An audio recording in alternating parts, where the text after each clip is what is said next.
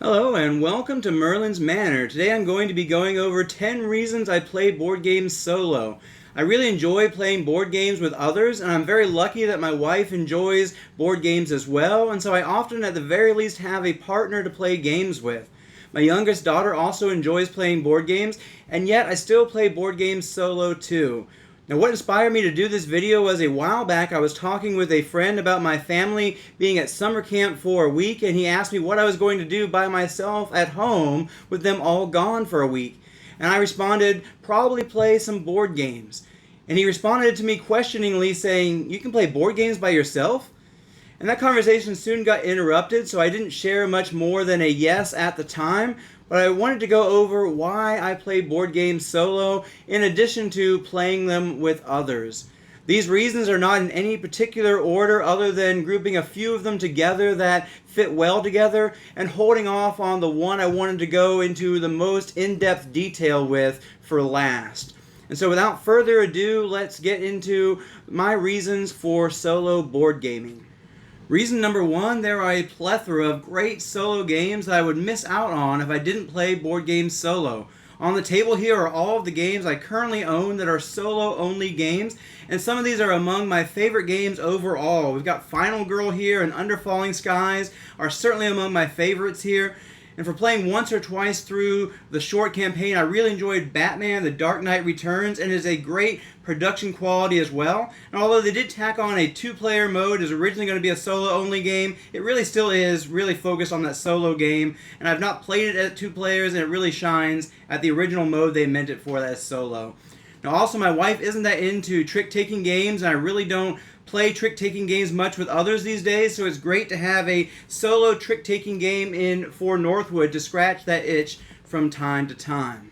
Okay, reason number three goes hand in hand with the last one, and that is that I can play games that others don't enjoy, whether it be because of a theme that does not appeal to them, or it's too heavy of a game, or too light of a game, or includes mechanisms that they just don't like, or for whatever reason that game doesn't pull them in, I can still play those games on my own. One such game that has not pulled others in based on the theme thus far is All-Time Wrestling, but it has a solo campaign that is probably the biggest draw to this game anyway. Not everyone is going to have the same taste in board games, and so there will be games that I enjoy but have trouble getting other people to commit to playing those games with me, and thanks to solo modes, I can enjoy those games on my own. Now, reason number four is that I can get more plays of the games that I own, which means I'm getting more value from those games. Often, we will play a game once or twice in our group, and then we move on to new games. Now, we do have a rotation of the classics that we play, and a few newer games break through that barrier as well. But fortunately, I can play many of my games with my wife as well, but through playing solo, I have so many more opportunities to get my games to the table, so they are not just sitting on the shelves collecting dust. Though granted, with as many games as I have, this is a struggle, even when you consider that I'm able to play the game solo. But that is a great advantage, to be able to get more of my games to the table and play them. Now, reason number five goes along with number four, is that I can try out all kinds of variations in games that have asymmetric setups and other high levels of variability. Some games that are examples of this include Tapestry, where there are tons of starting factions which you combine with different starting boards, and they add a ton of variability on top of that with the cards.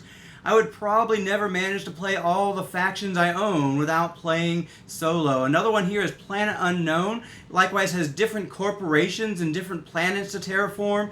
And then there are the Terraforming Mars games, which have a bunch of corporations, and I actually started tracking wins with the various corporations, trying to win as each corporation. In solo, you can also decide simply to choose your starting corporation from the entire set, just to try them out instead of randomizing them. Basically, what I'm doing right now with Terraforming Mars is looking at two and choosing one, but then leaving the ones I win as out of the pool of options to select from for the future. And then A Feast for Odin actually even recommends selecting your starting occupation when playing solo, so that you can try out the various occupations. Reason number six is there is no downtime. It is always your turn. Downtime is more of a problem for some games over others, but it is never a problem with solo games. Sometimes it can be a little boring waiting for others to finish their turns, especially in heavier games or games with a lot of people and involved actions. But that is never a problem with a solo game. Now, sometimes there is an otama that you need to control, but even then, you are personally running that otama, so you're still involved. The fact that there is no downtime and typically very little time needed to run the otama also makes the games go faster generally. Now, reason number 7 is a big benefit of playing solo that goes along with number 6, and that is that you have plenty of time to think through and plan your turns. No one is waiting on you to make a decision, and so you don't feel rushed.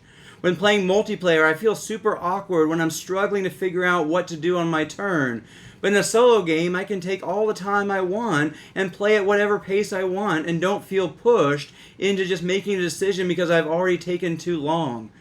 Each turn takes just as long as I feel it needs to take when playing solo, and even when I do take longer for my turns, the game still is probably going to come in under the time for a 4, 3, or even a 2-player game, but I can feel better about my end result because I was able to think through my moves as fully as I wanted to. Now, reason number 8 is learning the game to teach it to others.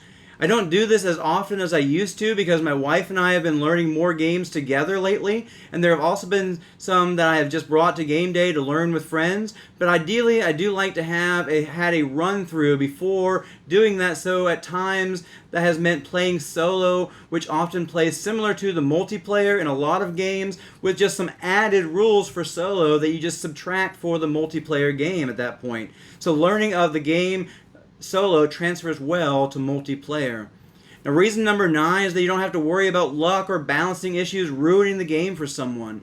The luck may be against you in a game, but at least you don't have the feeling that one player got trounced by another because of luck. And even more so, you don't have to worry that one faction was inherently stronger than another faction, and that is why the game was won, since it is often just you against an otama, or against the game system. And if one faction is overpowered, then that means you had an easier game, and if one is underpowered, then you're playing on a harder mode. And now for reason number 10, I hope you have stuck with me because this is probably my favorite reason of all when it applies to a game, and that is the solo mode offers a different experience, a different puzzle to solve than the multiplayer game. While I do enjoy otamas that make the game feel just like the multiplayer experience, I enjoy games that offer a twist even more. This gives me even more of a reason to play a game solo since I'm being forced to change up my strategy some and getting a unique experience that I can't quite get playing the multiplayer. I want to go over a few examples here. And some games offer basic solo scenarios that give you a challenge. These games include Cascadia, Calico, Aqua, and Life of the Amazonia. They will give you a special setup, goals that need to be accomplished, and points you need to score in order to win the game, all of which elevates the game experience from the basic game experience and often forces you into specific strategies. Then you have games with game-changing scenarios like Dinogenics and Harvest. In Dinogenics, you are often dropped into the middle of a game state with rule modifications and goals that you need to achieve, in addition to a minimum score to win, and a higher score to aim for to really win the game. And in Harvest, you likewise have various scenarios which give you a specific character to play as, rule modifications, and required goals and points to achieve. I really like how games like these give you such a more varied experience and cause you to play differently than you might in a standard multiplayer game. Next, you have games with a game-changing otama, and the big one I can think of here is Isle of Cats. In a multiplayer game of Isle of Cats, you are trying to get as many cats and treasures on your boat to score as many points as possible, from cat families to treasures and lesson cards, and to avoid losing points from unfilled rooms and rats. However, in the solo mode, the sister scores points for things that you do on your board. She has her own lesson cards that give her points for things on your boat, and each round a cat color card is flipped over, and the one flipped over in the first round means she's going to score 5 points for each cat of that color on your board at the end of the game, and then 4 points, then 3 points, then 2, and finally 1 for the card that comes up in the last round. So you want to ideally have more cats of whatever will be revealed last, and you want to keep from doing things that will score her lessons, unless that action will score you more points than it scores for her. This creates a lot of tension throughout the game, and you have to play very differently strategy-wise than you would any multiplayer game. Let's say red is the color cat that comes up for sister for 5 points, and so you decide to grab a blue cat in round 1, only to find out that that is one that gives her 4 points when the next round comes around. In a multiplayer game, you would keep going after the blue cats to try to score a family of 3 or more for 8 points. But now if you had 2 blue cats for 8 points, sister's also getting 8 points, making those 2 turns essentially worthless for you. But then again, if sister has a lesson card for lonely cats, maybe getting those 2 cats to score 8 points and keep her from scoring for the lonely cat may be worth it to keep her from scoring those points. I just love the puzzle offered in the solo game and how it changes up the strategy so much. Next, there are games that change up the goal in the game, like Terraforming Mars, where now the game is not simply about scoring the most points, but about an efficiency puzzle of trying to fulfill all the terraforming parameters within a certain amount of rounds.